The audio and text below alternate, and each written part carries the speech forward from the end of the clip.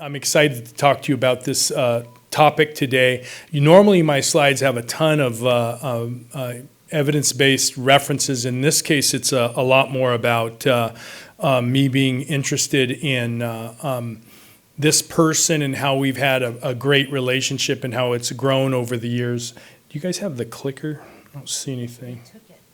They took it. Okay, so why don't we go on to the next slide? And so I don't have any disclosures that are pertinent to this talk. Next slide. I'll be done in the 10 minutes. No, he's on the right one now. Thank you, though, Brian. So I just want to level set with you, give everybody a little bit of context. I work in Kaiser Permanente in Southern California. I'm not fee-for-service, so I don't have to pay for the PA. A lot of the the fee-for-service orthopedic surgeons, they're like, I got to pay them salary. It doesn't come out of my pocket. So I don't know if that creates any sort of different context for me, but I just want to be completely transparent with you all. I use a physician assistant. We use PA. Oh, can you go back? We use PAs in our practice. They're the mainstay in terms of that. What type of advanced practice provider we utilize. So we don't use nurse practitioners in my practice. But I'm also the regional chief of orthopedics for all of Southern California. Go back to that slide. And I was the chief of my own department for several years. And go back to that slide.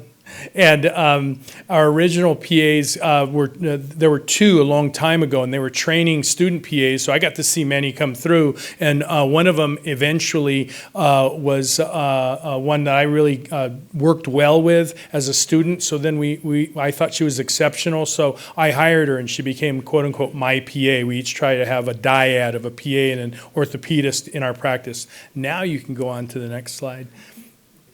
And so we've grown over the years. That's Lila Vati Macanini.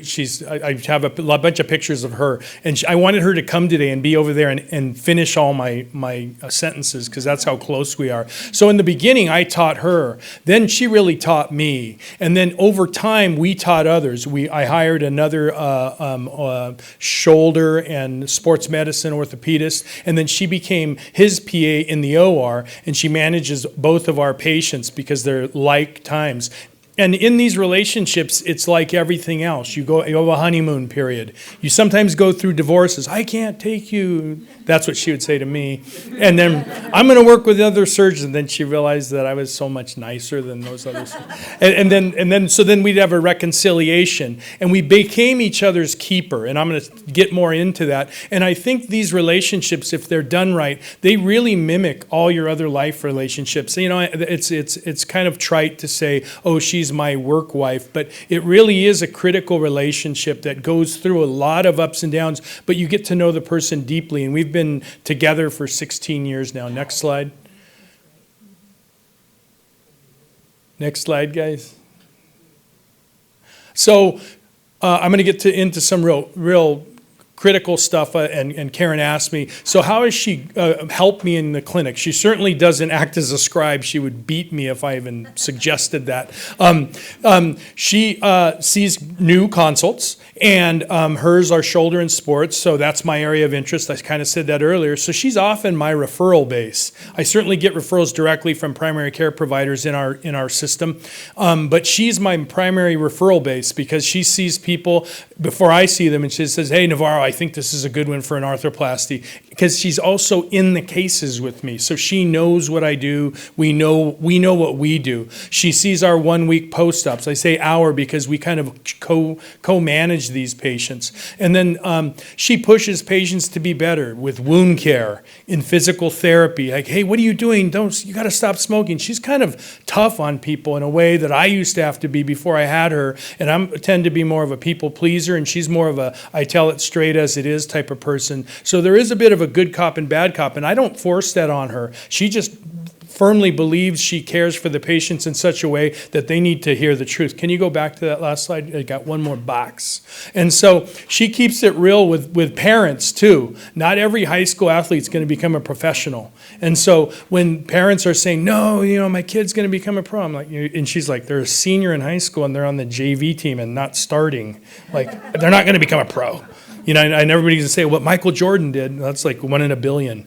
Next slide. And so in the operating room, what does she do?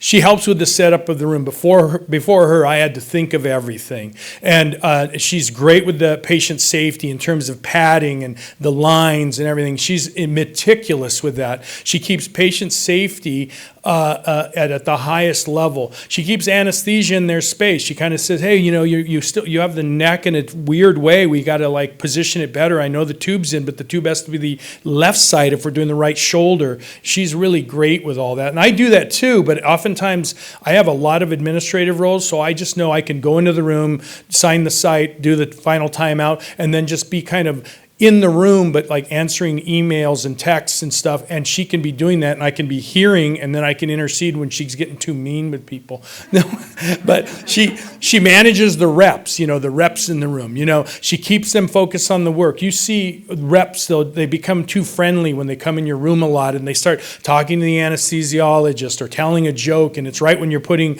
you know, cementing the humeral component in a fracture. You're like, please, the joke's later, you know, that sort of thing. And she's really good. She gets right to it with them. She reduces the chatter. She manages competing reps. We're going through some changes in our with our industry partners, and so sometimes there's 2 or 3 reps from different companies in the room, and she's like, we're going to use you're this today, you're that, and she and I have gone through it before, and so it's more good cop, bad cop. I have a whole slide related to that later. Next slide is another operating room slide, this next one, and I have 3:20 left, and I only have like three or four slides left, so I think it'll be okay.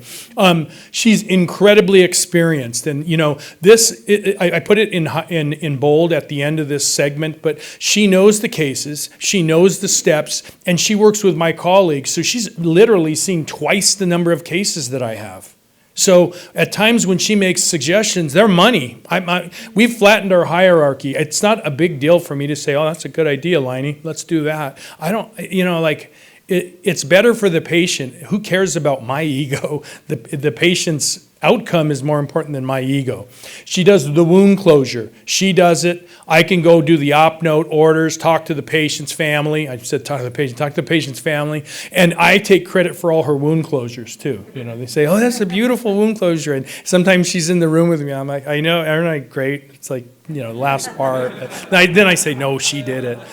She did it. And so she also manages the music. She likes reggae and I like, you know, classic rock. And so we keep all the pop out of the room.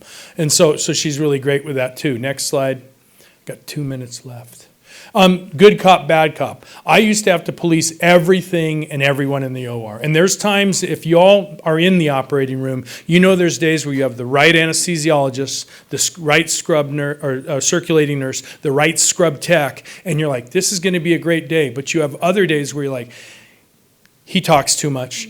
She's nailing this chalkboard, and that other one doesn't know anything or is deaf, and it's not great to be. I'm not making fun of the issue, but you can't be deaf in the OR. You need to hear what we're saying, and there's some people who seem not to hear anything. So she manages all that for me, and she keeps people. She knows when she's like, I know it's not going to be a great day, but let's just get through it. You were both very strong-willed, and so we can have extemporaneous conversations in the operating room, and it can get controversial. You know, nowadays it's really tough. You say anything out of line, you can be sued. So we have these code words. She speaks to me in Swedish because she's part Swedish, and I only understand the word that means like shut up or don't say that or something like that.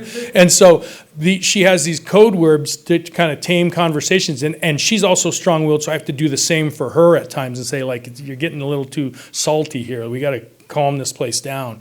And we see eye to eye on what is good for the department. So she has a hand in making the department be better, even in her role as an AEPP. Like we have a lot more flattened hierarchy, I think, in our system.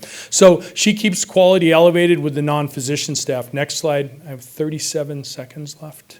So this is, no, that's okay. This is my last slide, sort of. So my patients get better care care because she cares. I trust her because she cares. My patients trust her and they can see that she cares. We're a team. It's not my patients or her patients, it's our patients, really. The patients see that. They value our interconnectedness. You know, there's one of the new Medicare questions. This is not Ron Navarro created or Kaiser Permanente created. This is Medicare, the feds. They say, is there a connection between all of your care providers in that they converse with one another, and you will not get 5-star as an organization if you're not showing that. So it's critical for us to all be in tune with each other. So this asked if my APP is invisible. She's clearly not invisible. I hope I've made that clear to you. Next slide, I think it's just a thank you and goodbye. So there's Liney. So thanks to all you, and thanks to my PA, Liney. I wish she would have come. It was a dedication deal. We'll be in a fight next week. So thank you very much.